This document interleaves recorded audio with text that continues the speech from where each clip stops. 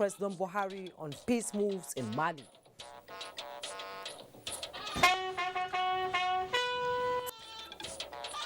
New Army Chief FAROUK YAHAYA assumes duty.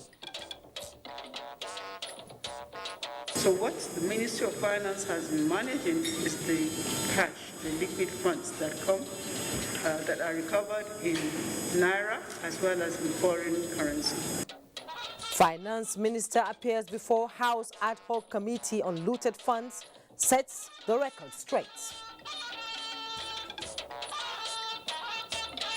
Plus, Constitution Review Zonal Public Hearings end. Issues of devolution of power prominent among submissions. Good evening, this is NTA Network News. I am Jummai Yusuf. We are live in Abuja. Adiola Kami Akere joins me from Lagos and Mohammed Ibrahim will join me from our Maiduguri studios later. President Muhammadu Buhari Friday in Abuja called on the actors in the political crisis in Mali to come together for the peace and unity of the country. The president spoke when he received an audience former President Goodluck Jonathan, who is special envoy and ECOWAS mediator to the West African country. State House correspondent Jide Onifade tells us more. Mr. President. The two leaders working in agreement over the Mali political imbroglio.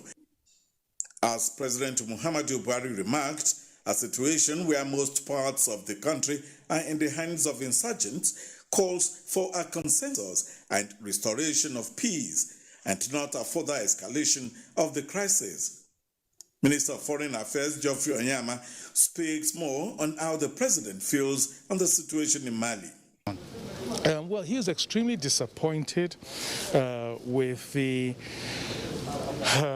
attitude of the government of Mali, because he pointed out that 70% of Mali is under the control of insurgents, and that he would have expected that all the stakeholders in Mali would come together to seek to recover the 70% of their country that is under occupation of rebels and insurgents, and be united for that purpose.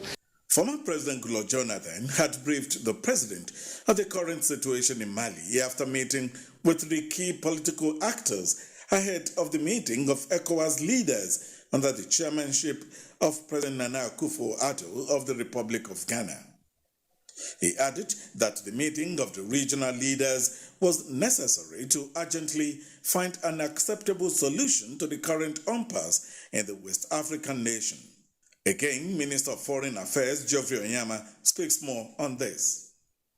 So that's what former President Goodluck Jonathan came to brief Mr. President on, and put before Mr. President the various options that they would now have to consider when the ECOWAS heads of state meet at this emergency meeting on Sunday in Accra, chaired by the President of Ghana in his capacity as the chairman of the ECOWAS Authority of Heads of State. Former President Goodluck Jonathan is the ECOWAS mediator on Mali. In the State House, Jide Onifade, NTA News. Vice President Yemi Osinbajo hosted his Liberian counterpart, Dr. Joel Howard Taylor, who is in the country to attend the first ordinary session of the ECOWAS Parliament for this year. Dr. Joel Howard Taylor took the opportunity to pay a courtesy call on Vice President Osinbajo at the presidential villa. Senior Special Assistant to the President on Media and Publicity in the Office of the Vice President, Laulu Akande, says the two leaders during the meeting expressed the desire of both countries to cooperate on issues that affect their people. In pleasantries and but also to catch up. You recall that they had met previously both here in Abuja and also in Liberia, where she had invited the Vice President to deliver a keynote address at the Shiro's international launch in Monrovia. And of course, during their meeting today, they expressed the desire of both countries to continue to cooperate, internationally, bilaterally, and multilateral engagements. So essentially, it was just a courtesy visit. State House correspondent Jide Onifade reports that the Liberian vice president, who was accompanied by Ambassador Al-Hassan Conte and Nigeria's Minister of State Foreign Affairs Zubairu Dada on the visit, which lasted for about half an hour. Without clearly defined laws backing a quota system for inclusion of women in political party nominations, Vice President of Liberia Joel Taylor says the clamor for gender equity in governance will remain just a dream. This is a position female members of the ECOWAS Parliament are ready to promote in the West African sub-region. Onegie Fineface reports. Joel Taylor, Vice President of Liberia, former member of the Liberian Parliament, and current leader of the National Patriotic Party, stands tall as a woman capable of taking up the responsibility of leadership. Many women are not members of the political parties. And if you are not a member of a political party, then your journey is 100 steps behind. Hers is a story of the will and determination to thrive in politics, a story she shares with female members of the ECOWAS Parliament, motivating the participation of women in politics. But it was that gender quota law that was enforced in 2005 that gave me a window. If it had not been in the law, I would not have gotten elected. Together, the female legislators resolved to pursue gender parity to make the Liberian example resonate in West Africa. Use this as an entry point into Nigeria to address the leadership of the National Assembly so that the quota system is brought to bear. Let them see us be vibrant. You have to talk like a woman. Your shoulders will be high up there. We've been begging. This is our chance. We have 52%. The ongoing session of the ECOWAS Parliament now doubles as an opportunity to press home demands for gender quota law for political parties in West Africa to produce more Joel Taylors in the region. Onengiye Fineface, NTA News. To security matters now, Major General FAROUK YAHAYA assumes office as the new Chief of Army Staff. Defense correspondent Ismail Musa was at the Army headquarters Abuja venue of the event. Flags still flying at half-mast in honor of the late Chief of Army Staff and others who died in the recent air crash. But the military and regimental system must continue. Major General FAROUK YAHAYA is here to assume duty as the new Chief of Army Staff. After the symbolic hoisting and lowering of flags, the event moved to the conference room, where a minute silence was observed in honor of the fallen heroes, the late Chief of Army Staff, Lieutenant General Ibrahim Atahiru, and other victims of the ill-fated air mishap. Then a closed-door session with Army principal officers. The Chief of Defense Staff, General Loki Irabo, had earlier hosted the new Army Chief, where he urged him to consolidate on the legacy of the late Chief of Army Staff by upscaling the ongoing counter-insurgency operations in the Northeast.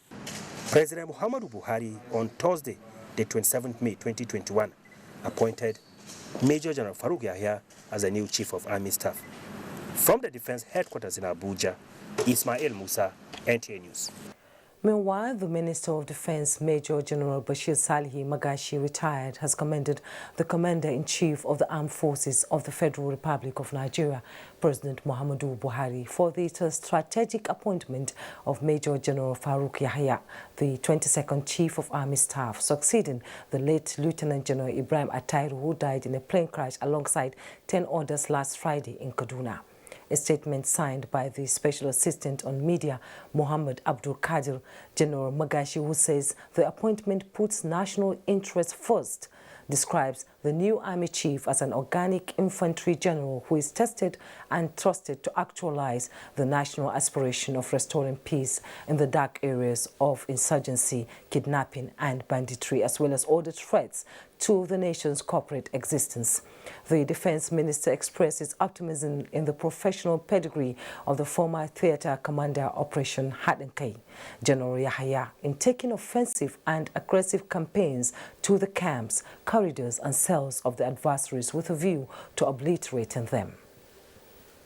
Members of Nigeria's National Assembly Joint Committee on Defense and Air Force, led by Senator Michael Nachi, are currently in the United States of America on an inspection tour of Embraer Defense Security Incorporated, manufacturers of the Nigerian Air Force NAF A-29 Super Tucana aircraft. In a statement by NAF Director of Public Relations and Information, Air Commodore Edward Gabwet, Colonel Arthur Ford of the United States Air Force Fighters and Advanced Aircraft Directorate says 10 out of the 12 aircrafts are ready for delivery, while 2 are undergoing modification, and according to NAF specification, 6 of the aircraft are scheduled to arrive in Nigeria in July 2021, while the remaining 6 will be delivered before the end of October 2021.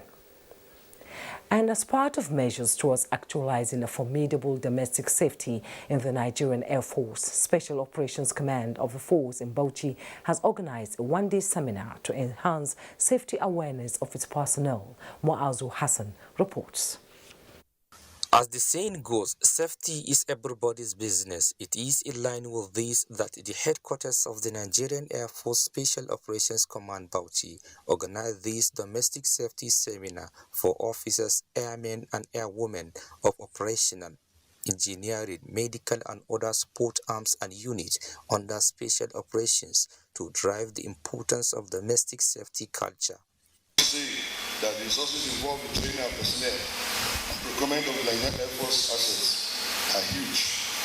It is on this premise that the recent incidences are enough as witness of late that Chief of the Air Staff, Air Marshal Iowa Mao, directed that we should look first at our homes and environment and this seminar on domestic safety. The seminar is intended to encourage commanders to seek practical approach in ensuring best practices in the field. In Bauchi, Muaz Hassan, NTA News. An assistant superintendent of police, ASP, and 2 officers have reportedly died after gunmen attacked UMUTU police station, Uwani local government area of Delta State. This comes barely 2 days after gunmen reportedly killed a police officer at Akwaku Ibo, the headquarters of Shimele North local government area of the state. The Delta State Police Command, through the acting police public relations officer, Bright Idafe, confirmed that the incident happened at about 1:30 o'clock this Friday morning. He said the intention of the attackers was to burn down the police station, but was fiercely resisted by the operatives, while 2 of the gunmen were killed in the attack. Their bodies were, however, taken away by the fleeing bandits. As the search and recovery of the Wara boat mishap victims enters 3rd day, more bodies have been recovered from the river. Abdullahi Umaru Ilalu has an update. As at the time of filing this report, about 14 more dead bodies were found, making it a total of 68 dead passengers so far recovered. With the 22 survivors, half the number of the passengers on board are still missing. Local divers in the search and recovery operation said most of the bodies may not be recovered. One of the rescuers during the search operation coincidentally recovered the body of his father, as he was heard saying, "It is my dad, it is my dad."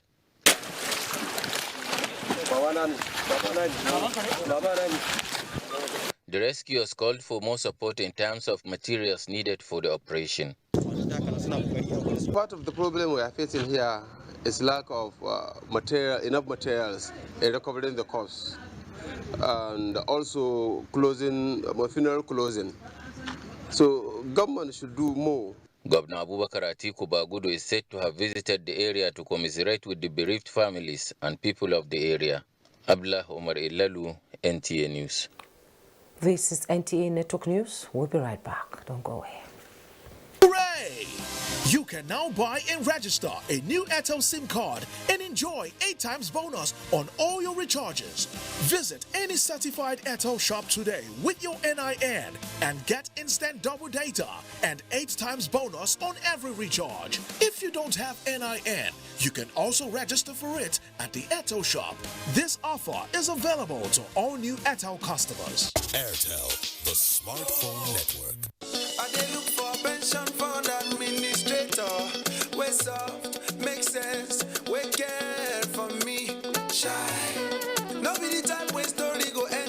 matter when it's time to deliver. Oh no, no, no, no. The brand is sure them no go stress you. Call them, then they accessible. Yes, customer care where they on point. No go regret when you try, of course. Profitable investment. Everything is just a blend. If you know what's good for you, my guy, make you choose premium pension today. Make that switch to premium pension. Premium pension. Make that switch to premium pension. Join over 700,000 satisfied members and enjoy the premium experience at our offices across the 36 states in Nigeria, including the FCT. Call 094615-700-704 to make the switch today. Premium pension. Active today, premium tomorrow. 10. Fun is 10. Smart is 10. Elegance is 10. Fast is 10. My experience is 10. Redmi Note 10 Pro. Challenge the boundaries. Get the Redmi Note 10 Pro. Built with a 108 megapixel camera, 120 Hz AMOLED display, and Qualcomm Snapdragon 732G, as well as 33 watts fast charge. Redmi Note 10 Pro. Powered by Xiaomi.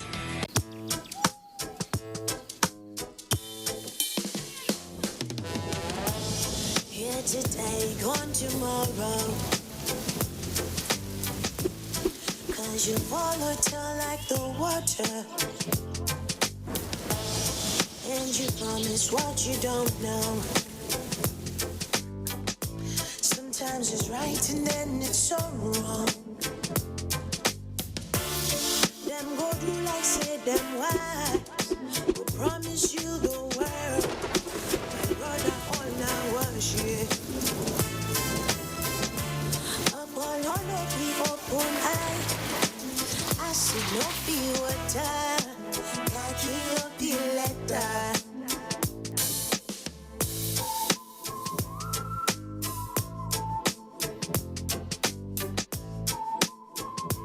Airtel, the smartphone network. How hot is she? Maybe a 7. Mm-hmm. How hot is he? 8.5. Taste me now. Whoa, how hot is she? Very hot. Pick me. Just pick me, baby. Come pick me, girl. Man, I'm all ready for you. So tasty. He's so lucky. Stop being jealous, man. Mini-Me. Taste the fun.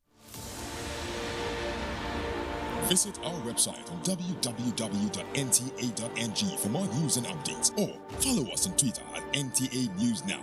You can also like us on Facebook at www.facebook.com/NTA Network News. Stay connected and subscribe to our YouTube channel at www.youtube.com/NTA News Online. Watch our news live streaming at www.nta.ng/live.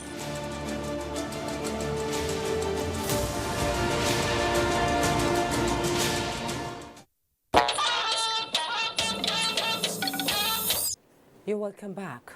The Minister of Finance, Zainab Ahmed, says all recovered assets are in the custody of the agencies that affected the recovery, while recovered funds are lodged into forfeiture accounts with the Central Bank of Nigeria.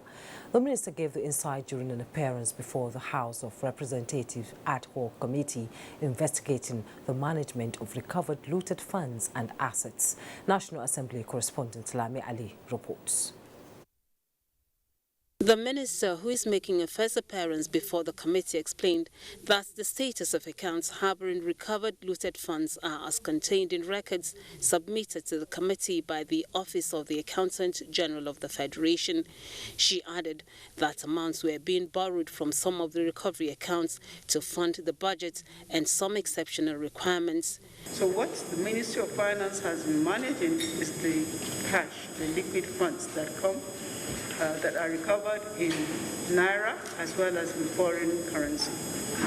We have had situations where we have had to ask for some exceptional approval to borrow from the funds to be able to meet some exigencies of the day-to-day operations of government. We now look at how to pay back, again, by making provision in the budget for 2022 so that we are able to start paying back these borrowed funds.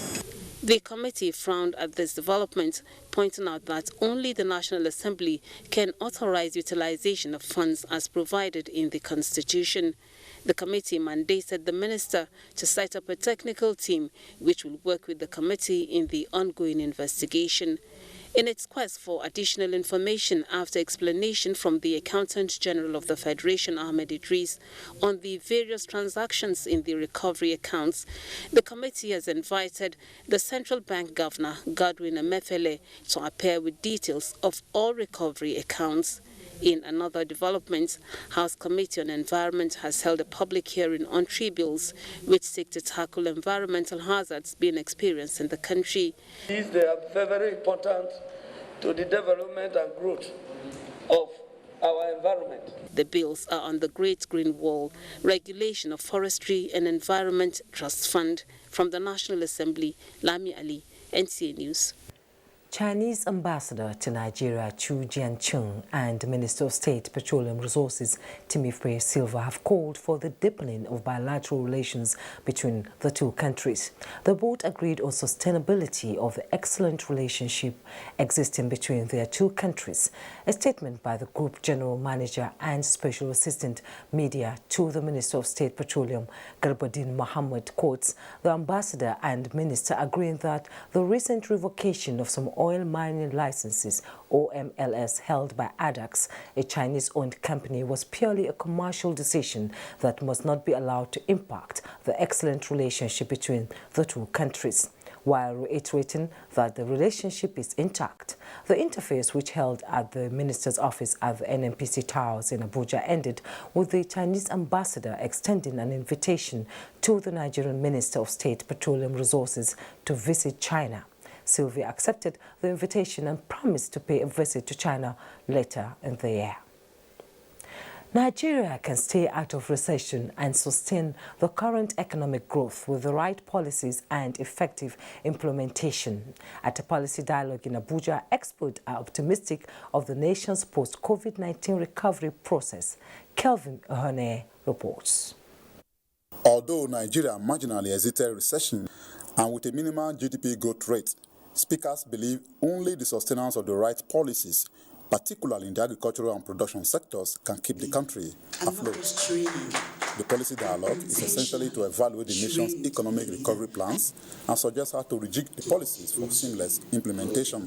And I've invited so that they can hear first-hand information, and I've advised the Secretary to the Government of the Federation on how to implement those policies and which area that need to be amended and what advisory is he going to give the President so that we can be able to tackle those challenges of policies and brought out those policies that had take away our youth in this country. Can never be sustained economic growth until we deal with the issues. How do we take these young people and transform them into production?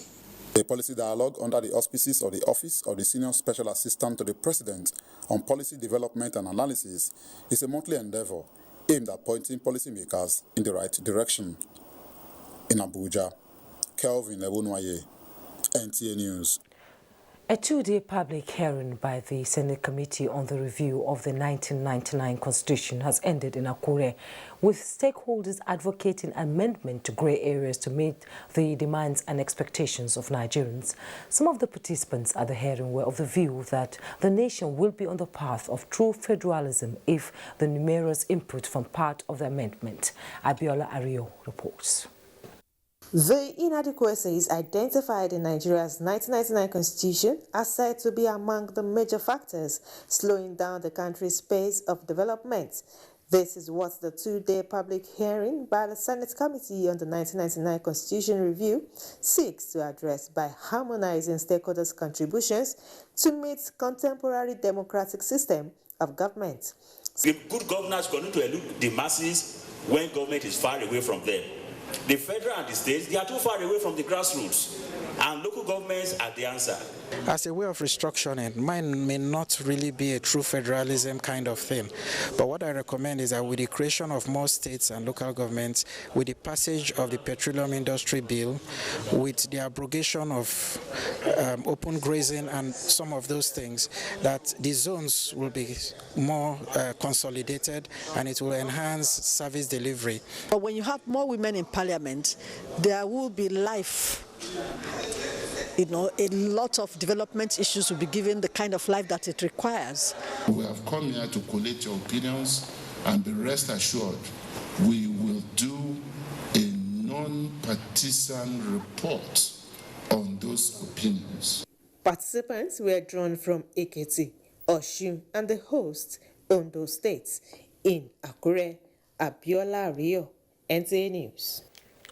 And at the end of the public hearing review of the 1999 Constitution held across some states, various submissions on issues of insecurity, electoral reforms, education and gender equity were raised. Gufan Shaji compiled the outcome of the reviews from the states and now reports. A total of 48 submissions were made by different interest groups at the end of the 1999 Constitution Review public hearing for Imo and Abia states held in Owerri. Zanyan reports that the Senate Chief Whip, Senator Oji Uzo Kalu, chaired the session. We have collected what we're supposed to collect and we are taking them back home to start work on the amendments. Meanwhile, in Port Harcourt, Ijoma Gweke reports that the public hearing provided the opportunity for stakeholders to make contributions on the challenges facing the peaceful coexistence in the country, as well as issues of state policing and labor wages. So we believe labor issues, especially the minimum wage and other issues of welfare, must retain in the exclusive lead so that workers are protected by the laws. Bubaka Wawa in Mina, Niger State reports that critical stakeholders in 7 Nupe speaking local government areas, alongside their counterparts in Kogi and Kwara states, presented a memoranda on the alteration of the constitution to tackle insecurity and the socio-economic challenges facing the country. So many people have been complaining or doubting or confused on what actually role they want traditional role to play now. Some even feel that, especially some politicians, they feel that the institution want to usurp their roles, which is not. In Abuja, Gufan Shaji, NTA News. Leaders in Nigeria at all levels have been urged to be patriotic and make honesty their watchword, as exemplified by the country's founding fathers. This came to the fore at the public presentation of the book, Civil Service and Good Governance in Nigeria, an autobiography of Idrisu Koko Madawaki Ngwandu. Shehu Mohammed Dati has more. This is the gathering of young and old who converge on International Conference Center in Sokoto to celebrate an elder statesman, Nigeria's former Minister of Commerce and Industry, between October 1983 and December 1983. The 88-year-old Idris Koko started his civil service career as a teacher in 1951, served as the head of the Civil Service Sokoto State from 1979 to 1983. The book, an autobiography of Alhaji Idris Koko Madawaki Ngwandu, with 338 pages, 14 chapters, 6 to avail the present and future generations about civil service under colonial rule after independence in the First and Second Republic and what it became under military regimes. His concern is the unity of people. He discovered that politics now seems to have divided people. He has worked in different capacities over 60 years, since the last 60 years, as a teacher, as a colonial officer, as a post-colonial officer, as private secretary to the only northern governor of the northern region. So we have to reform ourselves, not the rules and the regulation of the civil service. It is my firm belief that effective implementation of government policies and programs can be pursued only by a crop of dedicated and motivated civil servants. The author of the book, Idris Koko, said the book is meant to provide information on civil service and governance in the early days of the country and how the lost glory can be revived. I cannot find suitable words in which to send everyone. And sometimes I feel that I don't learn all the nice things people have been saying about you. I'm a human being. Other speakers include representative of governors of Zamfara and Kebbi states and Senator Adamu Aliru, among others. In Sokoto, Show Muhammad Detti, NTA News. Time now to join Adiola in our Lagos studio for more reports on network news. Hello, Adiola.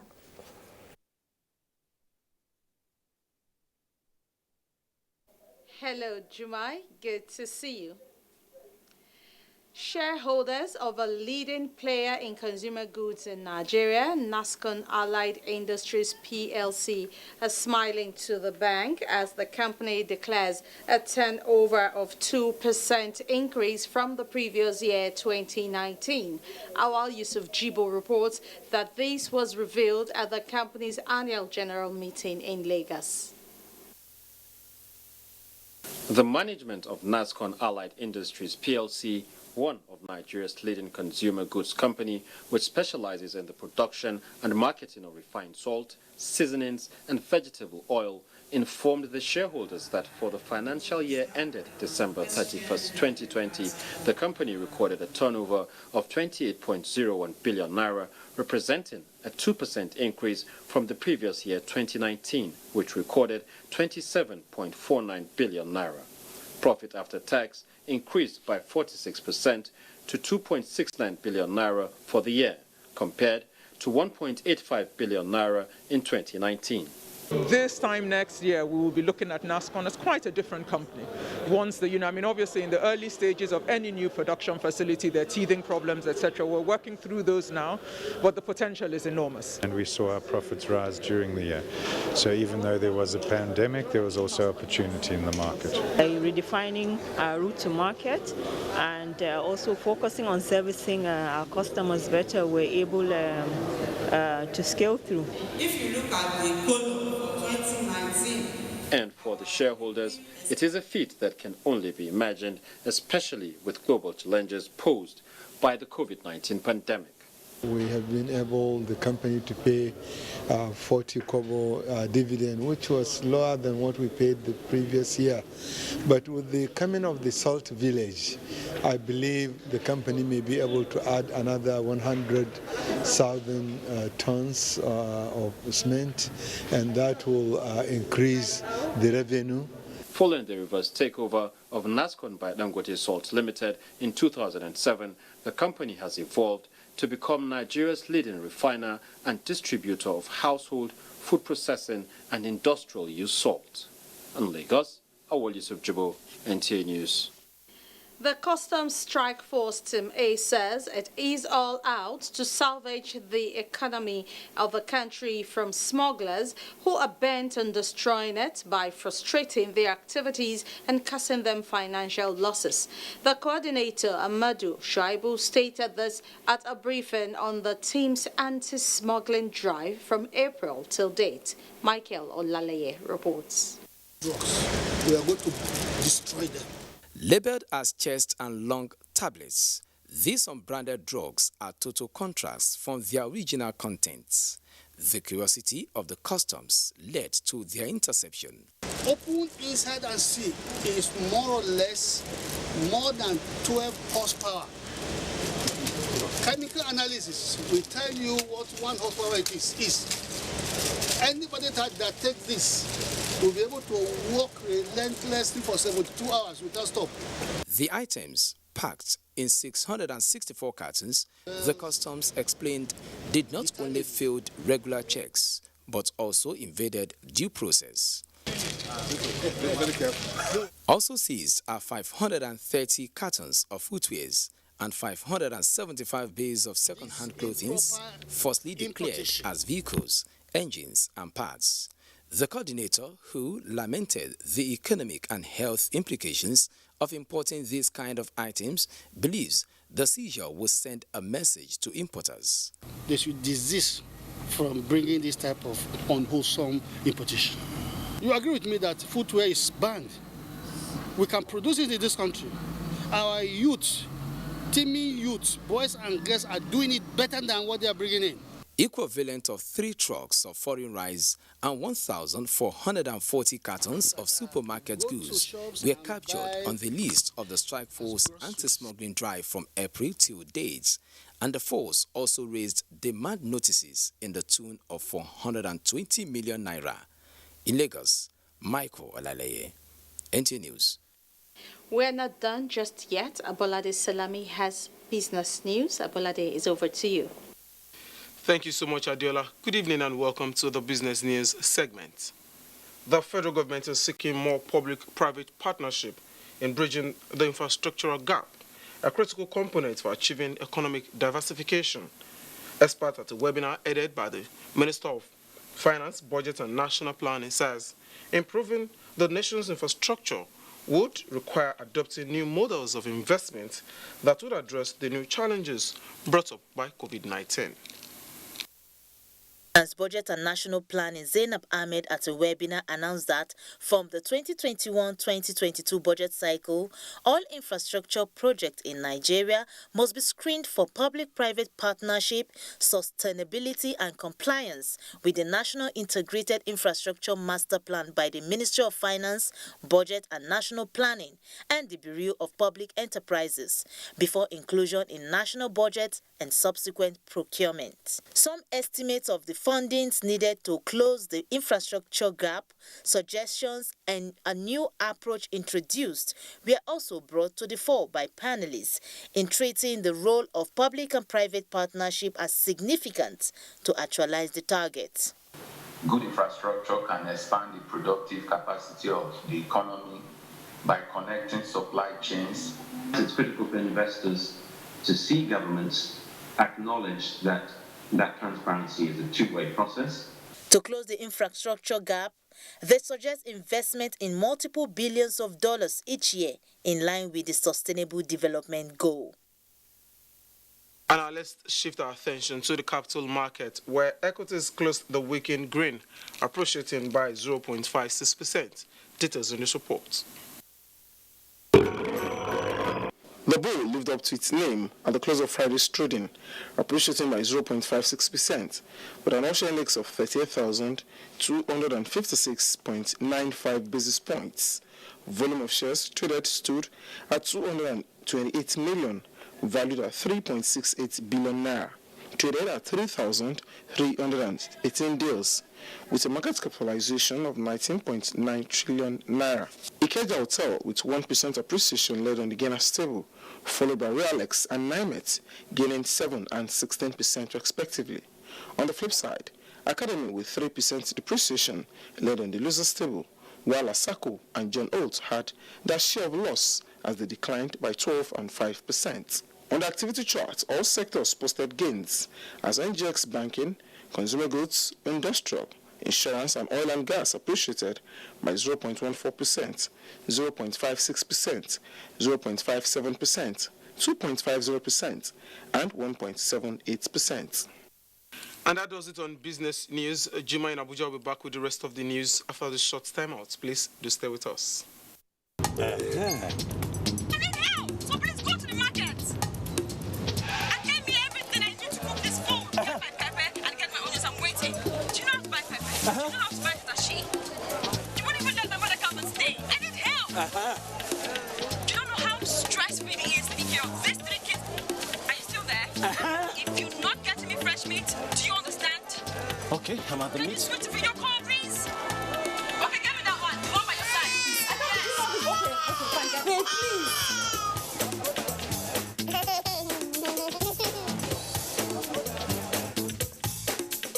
Where do I buy all these things now? Hey, go get Glow Berekete and call madam. Berekete. The heavyweight voice and data plan. Get 600 naira free credit plus 700% bonus on every recharge and up to 100% bonus on data plans.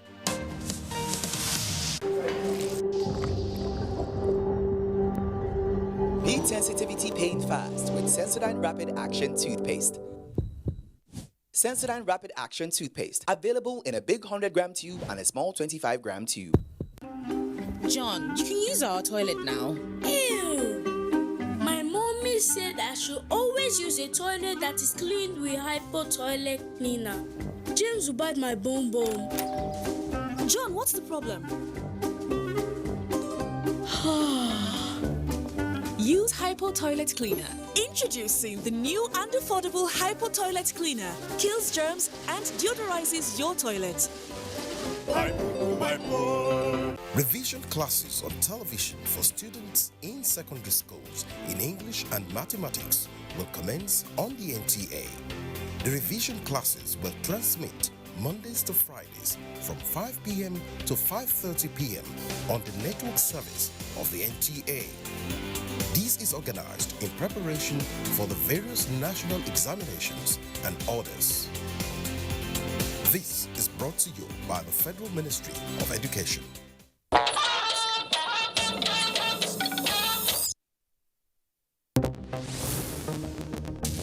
You can get more news and updates on www.nta.ng or follow us on our Twitter handle at NTA News Now. You can also like us on Facebook at www.facebook.com/NTA Network News. And also stay connected and subscribe to our YouTube channel at www.youtube.com/NTA News Online. Also remember to watch our news live streaming at www.nta.ng/live. Thanks for joining us. Flour Mills Nigeria Limited is establishing a $300 million worth agro-processing factory in Toto, Nasarawa State, for the production of sugar in the country. Muplak.co reports that a memorandum of understanding has been signed between the company and Nasarawa State with land allocation of more than 20,000 hectares at the official handover ceremony in Abuja. That seals the deal to lease 20,450 hectares of land in total local government of Nasarawa State for 50 years to Flour Mills Nigeria for the production of sugar and other commodities. Potential base investment would be about $300 million, which would be in infrastructure, supporting infrastructure apart from the sugar plantation itself. Direct employment, you're probably looking at well over 10,000, and then largely indirect employment to ensure that the communities that we work in benefit significantly from our investment. To the governor of Nasarawa State, Abdullahi Sule, the move is part of efforts to drive investment to create wealth in line with the federal government's backward integration program of the Nigeria Sugar Master Plan. It will create employment opportunities for our people. It will bring development to the area. It will give Flour Mills the opportunity, to say that Nasarawa State is also contributing, to the local content development of our food. Sugar sufficiency, impacting community improvement projects, and ultimately sugar export to better position the country for the AFCFTA and to take its place in the global sugar industry is why the federal government is enthusiastic. I use this as an opportunity to call on other investors to look at the various backward integration programs of this administration to see to it that Nigeria becomes self-sufficient in the production of the food.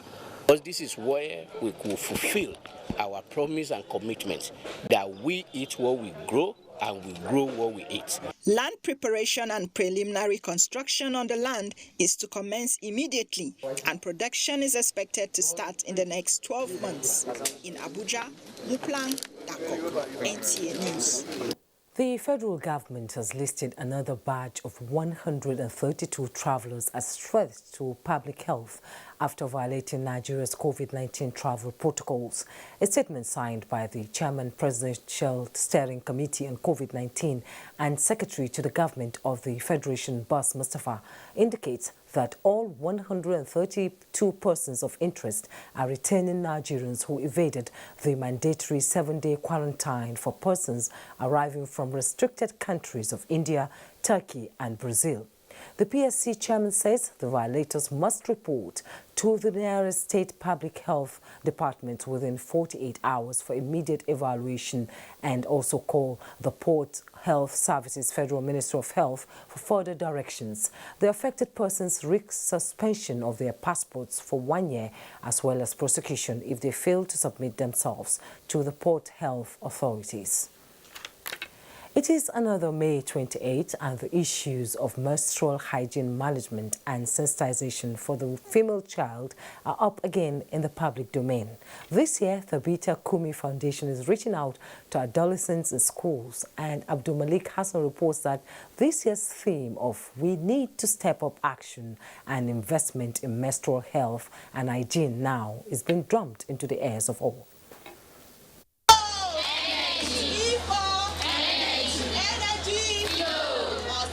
A typical day at Junior Secondary School Kado Kuchi, and these future mothers are being taken through management of menstruation, a circle most feel ashamed of. This forum is to change that and build in confidence in the young adolescents. Emanuela Mayaki has this message to her peers. We shouldn't let anyone take advantage of us, and that can always reach out to older people if we don't understand anything about our body. Emanuela and her fellow students were not only given knowledge on menstrual hygiene, but also the courage to say something when they see something. There's a lot of gender-based violence going on now. We're creating safe spaces for girls in schools and in the communities so that they can have people that they can trust, to tell their issues. These takeaway packs, sanitary pad, books on flow management and guidelines on COVID-19 preventive measures capped a memorable day for Emanuela and her peers. In Abuja, Abdul Malik Hassan, NTA News. Talking politics, the national leadership of the All Progressives Congress has been called upon to look into the critical issues confronting the party in various states, especially Kwara State. The appeal was made at a stakeholders meeting held in Ilori, from where Kainde Omolosho reports. The faction under the leadership of Bashir Bolaniwa is alleging that over 50,000 of its members were disallowed from registering as members in the concluded membership registration and revalidation exercise of the party. Addressing his supporters, Bashir Bolaniwa frowned at the non-inclusive nature of governance in the state, which he believes counters the intent and spirit of the Otoge mantra and other democratic norms. As far as our members are concerned, we remain in APC, and nobody should contemplate of leaving the party. Then whatever difficulties they are going through now, they must be rest assured that all the problems will be solved, that the problems will be over. One of the challenges that we are being faced with is the issue of registration exercise that people who are not allowed to partake. He appealed to the national leadership of the party to allow members not captured in the registration and revalidation exercise to do so. The meeting was attended by stakeholders from the 193 wards in the state. Kainde Omolosho, NTA News. And Mohammed Ibrahim is standing by in Maiduguri with more reports on Nationwide. Hello, Mohammed. It's good to see you. Thank you, Jummai. Good to see you and welcome to Maiduguri. Borno State Governor Professor Babagana Umar Zulum has commended efforts of the United Nations Population Fund UNFPA and Korea International Cooperation Agency (KOICA) for providing humanitarian assistance to women, girls, displaced and vulnerable people in the state. The governor gave the commendation during an interaction with the UNFPA country representative William Muller and the KOICA country director Wu Chan Chang at the Government House Maiduguri. Abubakar Mohamed Musa reports. Governor Babagana Umara said the state government and the people of Borno will remain grateful to the UN Population Fund and the Korean agency for their contributions, particularly in the area of increasing access to comprehensive maternal and child health care. The governor observed that the activities of UNFPA and KOICA were in line with his administration's 25-year development plan, noting that there was need for close collaboration to ensure sustainability and seamless transition when KOICA's 4 years intervention came to an end in the state. UNFPA country representative Ola Muela listed some of the achievements recorded by the fund in Borno to include the construction of a 40-bed capacity fistula center with a modern theater fully furnished for fistula care, a modern center for the production and assembling of female hygiene kits to protect and promote the dignity of vulnerable women and girls, as well as support to 95 health facilities with essential medical supplies and life-saving commodities to enhance sexual and reproductive health.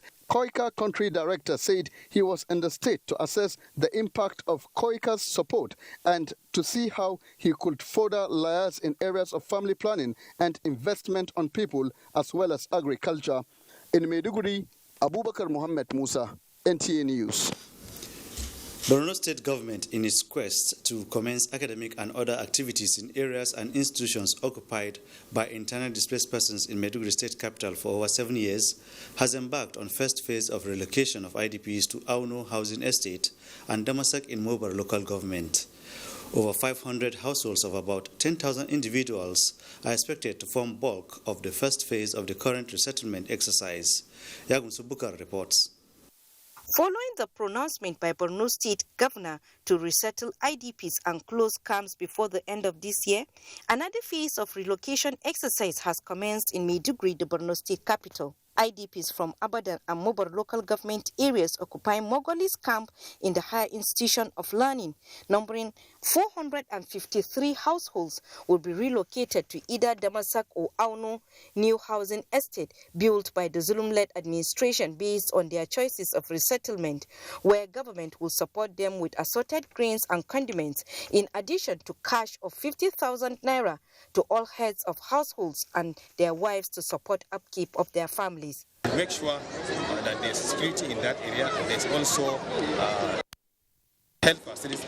While the host community reintegration, another relocation strategy, government is given 100,000 naira for rent subsidy for a period of 6 months stabilization period. In all the choices, we try as much as possible to ensure that when they are going, we give them food items. This move by Borno State government is aimed at fast-tracking the resettlement of IDPs in areas considered safe so as to pick up the pieces of their lives. Stakeholders involved in the relocation and the district head of Auno lauded government for the exercise, and the beneficiaries expressed happiness that they now have shelter after 7 years in IDP camps and hope to engage in agricultural practices. In Maiduguri, Yagum Subukar, NTA News. Those are the stories from this end, and it's back to Abuja.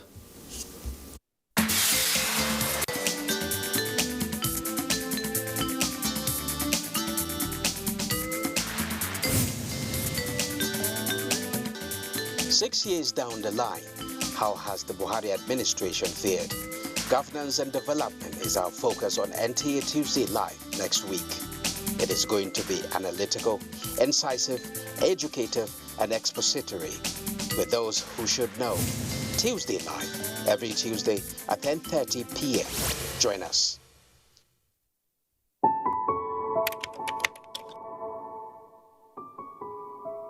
My name is Alhaji Lai Mohammed, the Minister of Information and Culture.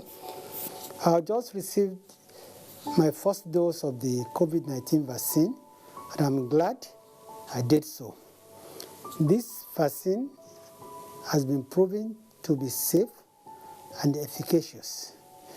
And as long as we take this vaccine and we continue to obey the COVID-19 protocols, such as frequent washing of hands, use of sanitizer, wearing of masks in public places, keeping social distancing, avoiding gatherings, we are sure going to beat COVID-19.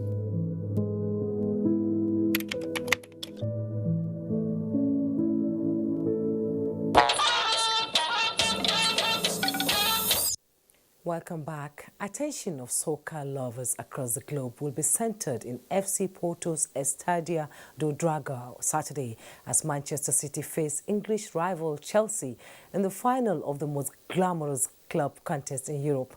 Tamara Ebuye has a preview of the match.